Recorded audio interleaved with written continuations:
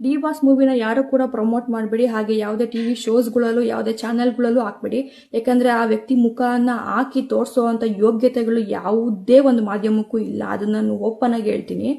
ಏನಕ್ಕೆ ಅಂತ ಅಂದ್ರೆ ಎಷ್ಟು ಮೋಸ, ಎಷ್ಟು ದ್ವೇಷಗಳು ತುಂಬಿಕೊಂಡಿದ್ದಾರೆ ಇವ್ರುಗಳೇ ಅಂತಂದ್ರೆ, ಒಂದು ಡೆವಿಲ್ ಮೂವಿನ ರಿವ್ಯೂ ತೋರ್ಸೋದಕ್ಕೆ ನಿಮಗೆ ಟೈಮ್ ಇಲ್ಲದೆ ಅಥವಾ ಪುರ್ಸೊತ್ತಿಲ್ಲದೆ ಇರೋಷ್ಟು ಬ್ಯುಸಿಯಾಗಿ ಹೋಗ್ಬಿಟ್ರಾ?